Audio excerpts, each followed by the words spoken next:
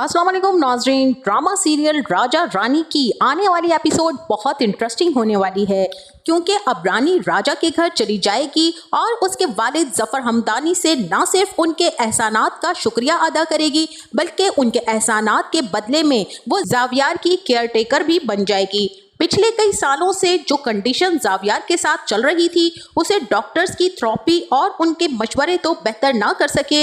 अलबत्ता रानी की एक दिन में जावियार के साथ जो रिबॉन्डिंग बन गई और जिस तरह से हमदर्दी के साथ साथ रानी ने इंसानियत का हक अदा किया, इस चीज ने जावियार के दिल में रानी के लिए एक पॉजिटिव साइन कबूल कर लिया और वो उसे अपना ना सिर्फ दोस्त समझता है, बल्कि अब वो रानी को हर वक्त अपने साथ ही देखना चाहता है।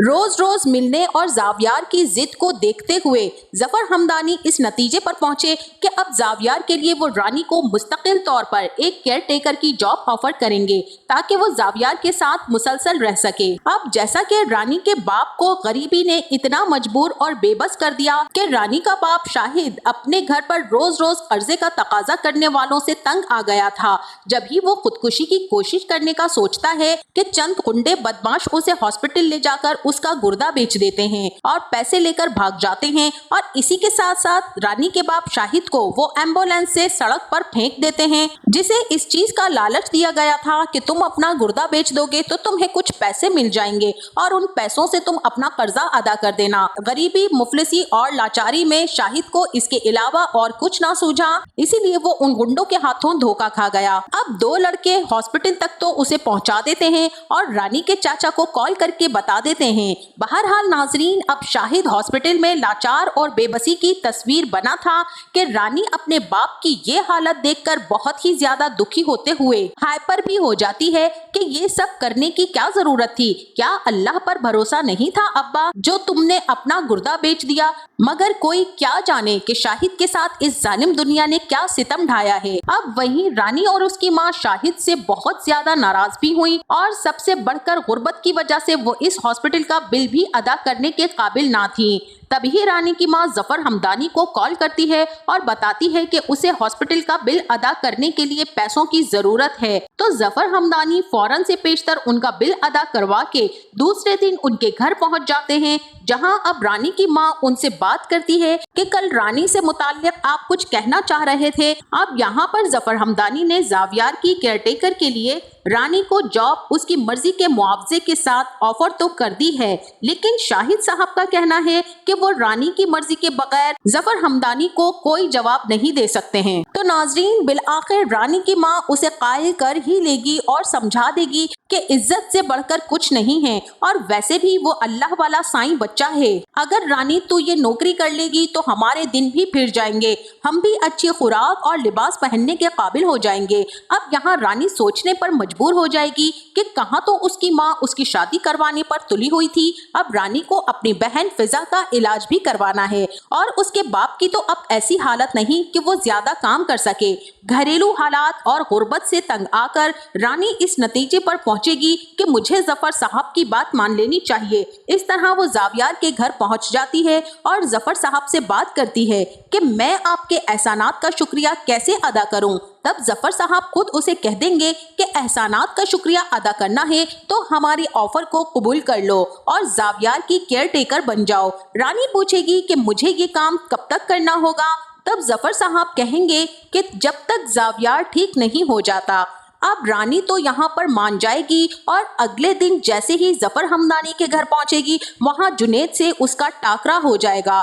जुनेद रानी से उसके आने की वजह पूछेगा। तब रानी के जवाब पर वो बेगैरती से हंसता हुआ कहेगा कि जुनेद नाम है मेरा, और मेरा नाम याद रखना, क्योंकि मैं अब तुम्हारा बहुत ही बुरा हशर करने वाला हूँ। ये बात सुनकर रानी तो गुस्से से खौल जाएगी, मगर खुद पर कंट्रोल करते हुए वहाँ से हट जाएगी। अब जुनेद की माँ को जब जफर साहब बताएंगे कि जावियार को एक बहुत क्वालिफाइड और समझदार केयरटेकर की जरूरत थी, इसीलिए मैंने उसके लिए रानी को बेहतर समझा है, अब वो यहाँ पर रोजाना आया करेगी, लिहाजा तुम घर में होती हो तो इस बात का ख्याल रखना। और इसी के साथ रानी भी जैसे ही जावियार के कमरे में बैठी उससे बातें कर रही होगी, तभी जावियार जज्बाती होकर रानी के हाथ पकड़ लेगा, जहाँ रानी गुस्से से कहेगी कि पागल हो गए हो क्या, छोड़ो मेरा हाथ। अब यहाँ जावियर, जिसको पागल का लफ्ज ऐसा महसूस होता है जैसे किसी ने उसे बहुत बड़ी गाली दे दी हो। अब जावियर यहाँ पर जोर जोर से चीख चीख कर रोएगा और कहेगा कि पागल नहीं हूँ मैं पागल। पहले तो रानी बहुत ज्यादा परेशान हो जाएगी, फिर जावियर को बिल आखिर संभाल लेगी। आहिस्ता आहिस्ता जावियर तो रानी से घुल मिल जाएगा और उसकी तबीयत पर बहुत खुशगवार असर भी पड़ेगा। लेकिन इसी के साथ साथ जुनैद, जो कि जावियर के कत्ल के मंसूबे बनाता रहता है और उसे मरवा कर ही दम लेना चाहता है कि किसी तरह जावियर का कांटा उसकी जिंदगी से निकल जाए और वो जफर हमदानी की सारी जायदाद पर कब्जा कर ले। अब जुनैद जावियर के साथ साथ रानी को भी बहुत तंग करने वाला है कि जब रानी जावियर के लिए फल लेकर जा रही होगी तब जुनैद उससे रास्ता रोक कर कहेगा कि हमें भी अपने हाथों से फल खिला दो। और तब रानी जुनैद की इस बात पर आओ देखेगी ना ताओ रखकर जुनैद के मुंह पर थप्पड़ मार देगी। और अब इसी के साथ जुनैद का भाई या फिर उसका कजन उनके घर आएगा, वो भी रानी को तंग करना शुरू हो जाएगा। लेकिन वो रानी को अपनी तरफ मुतवज्जा करने की कोशिश करेगा कि किसी तरह रानी उसकी बात सुने और वो उससे दोस्ती कर ले, मगर रानी तो अपने राजा के सिवा दुनिया के किसी मर्द को दिल में जगह नहीं दे सकती है। तो नाजरीन, आगे चलकर इस ड्रामे में बहुत से राजों से पर्दे उठने वाले हैं और रानी को भी पता चल जाएगा कि जावियर के साथ होने वाले हादसे के असल मुजरिम कौन है और जावियर की इस हालत के जिम्मेदार कौन लोग हैं। रानी अब जावियर का साथ नहीं छोड़ने वाली है, क्योंकि रानी का बचपन का राजा जावियर ही है जिसे जालिम रिश्तेदारों ने इस हालत तक पहुंचा दिया है। अब रानी तो जावियर का साथ देगी और इन सब को उनके मुंतकी अंजाम तक पहुंचाकर ही दम लेगी।